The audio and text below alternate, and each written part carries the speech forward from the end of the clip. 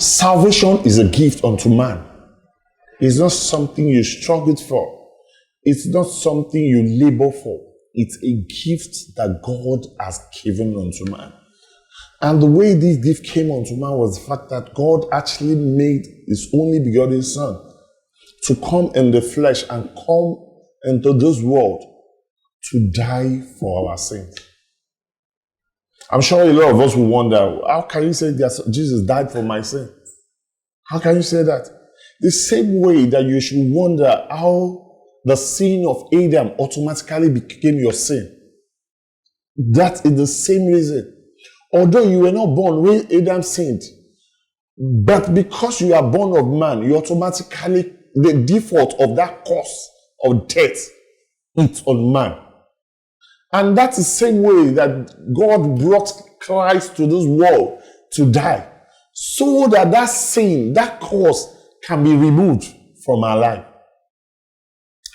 I'm sure a lot of us wonder, then what do I need to do? How can I be saved? First and foremost, for you to be saved, the first thing you need to do is to admit that you're a sinner. To admit that you're a sinner.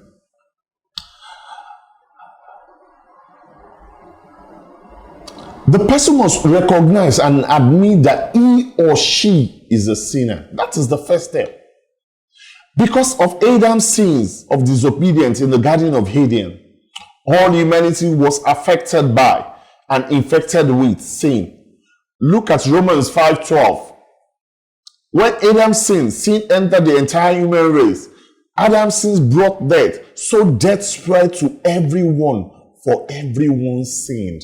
Adam's sin brought death, and anyone that is born of man automatically became sinner. Automatically became sinner.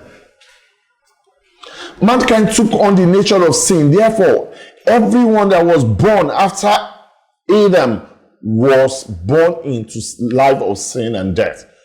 If you look at Psalm 51 verse 5, it said, "For I was born a sinner, yes, from the moment my mother conceived me." That is the voice of David.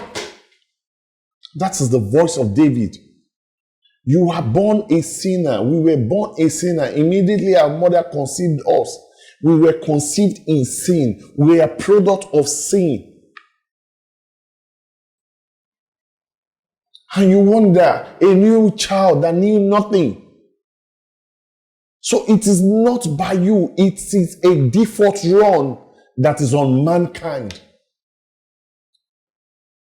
So the first and foremost thing we need to do is accept that we are a sinner.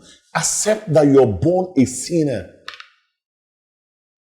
When you do this, that is the first step along the right direction. Secondly, what you need to do is you have to repent of that yourself. You have to repent of your sin. To repent simply means change one's mind, to have a change of heart. It involves making a decision that will turn you away from sin and start to head on the right direction. And the right direction that we mean is that you're heading towards God. You are heading towards that kingdom of light that we have mentioned. You are moving away from the kingdom of darkness. You're moving into the kingdom of light. Also, true repentance does not mean I'm sorry. It's not only by saying, I'm sorry, God, I'm sorry. It is a quality decision made with your heart to ask forgiveness for your sin, turning away from ungodly living and submitting to God's will for your life. You have to turn away. You have to take a 180-degree turn from your sin. You have to move away from sin. All those things that you have been doing that is against the way of God, you have to turn away from them. You have to turn away from them. You have to leave your old self. You have to turn to a new being. You have to live a life that people will look, see your life and say, no, it is a life that reflects God. So the first step, as I mentioned, is you have to You have to admit that you're a sinner. The second step is that you have to repent of your sin. You have to turn 180 degree from your sinful way